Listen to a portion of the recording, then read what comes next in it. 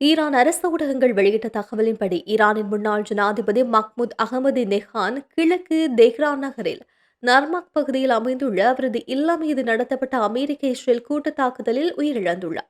இந்த தாக்குதலின் முன்னாள் ஜனாதிபதியிடம் அவரது பாதுகாப்பு அதிகாரிகள் சிலரும் உயிரிழந்துள்ளதாக தெரிவிக்கப்படுகின்றது. அமெரிக்கா மற்றும் இஸ்ரேல் நடத்திய தாக்குதலின் முதல் நாளான பிப்ரவரி 28 அன்று அவரது பாதுகாப்பு அதிகாரிகளில் மூவர் உயிரிழந்ததாக முதலில் தகவல் வெளியாகியுள்ளது. ஈரானின் உச்ச தலைவர் அமெரிக்கா இஸ்ரேல் வான் தாக்குதலில் கொல்லப்பட்டதுக்கு அடுத்த நாளே இந்த சம்பவம் இடம்பெற்றது குறிப்பிடத்தக்கது. இலங்கையின் உமாயா மல்டிபர்பஸ் டெவலப்மெண்ட் ப்ராஜெக்ட் திட்டத்திற்கு ஆதரவளித்து இலங்கைக்கு விஜயம் செய்த ஈரான் தலைவராக இருந்ததால் அஹ்மதி நெஜாத் இலங்கைக்கு விசேட முக்கியத்துவம் வாய்ந்தவராக கருதப்படுகின்றார். ஈரானின் 6வது ஜனாதிபதியாக பதவியேற்கும் முன்னர் அட்ராபில் நகரில் ஆளுநராகவும் பின்னர் தெஹ்ரான் நகர் மேயராகவும் பணியாற்றினார்.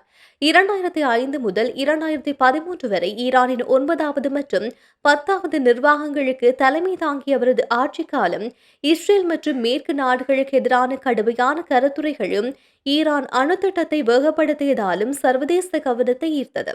2009ஆம் ஆண்டு அவர் மீண்டும் ஜனாதிபதியாக தேர்ந்தெடுக்கப்பட்டமை சர்ச்சையை ஏற்படுத்தியது. இதனால் ஈரானில் பச்சை இயக்கம் எனப்படுகின்ற பெரும் போராட்டம் வெடித்தது. 2013இல் பதவி விலகிய பின்னர் நாடாளுமன்றம் மற்றும் பாதுகாவலர் மன்றம் இடையிலான பிரச்சினைகளை தீர்க்கும் ஆலோசனை அமைப்பின் உறுப்பினராகவும் அவர் பணியாற்றி வந்தார். அண்மை காலங்களில் 69 வயதான அரசியல்வாதி ஈரானின் தற்போதைய ஆட்சிக்குழுவை விமர்சிக்கும் முக்கிய குரலாக விளங்கினார். தன் ஆட்சி காலத்தில் இலங்கையுடன் நெருங்கிய உறவை பேணிய அஹ்மதி நெஜாத் 2008 ஏப்ரல் கொழும்புக்கு விஜயம் செய்து அந்த நாள் ஜனாதிபதி மஹிந்த ராஜபக்சவை சந்தித்தார்.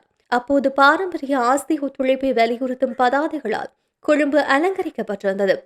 அந்த விஜயத்தின் போது இலங்கையின் உமாயா நீர்மின் மற்றும் பசலை அபிவிருத்தி திட்டங்களுக்கு 1.9 பில்லியன் அமெரிக்க டாலர் மதிப்பிலான சலுகை கடன் மற்றும் உதவித்தொகைகளை வழங்க ஈரான் ஒப்புக்கொண்டது.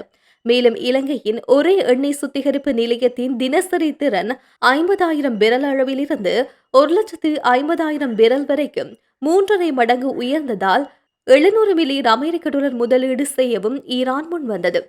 அப்போது தமிழீழ விடுதலை புலிகளுக்கு எதிரான போர் மீண்டும் தீவிரமடைந்த சூழலில் மனித உரிமை குற்றச்சாட்டுகளால் மேற்கு நாடுகளிடமிருந்து இலங்கை எதிர்கொண்ட அழுத்தங்களுக்கு மத்தியில் கொழும்பு வெளிநாட்டுக் கொள்கை மேற்கு நாடுகளில் இருந்து விலகி ஆசியாவை நோக்கி திரும்பிய முக்கிய தருணமாக இந்த விஜயம் பார்க்கப்படுகின்றது.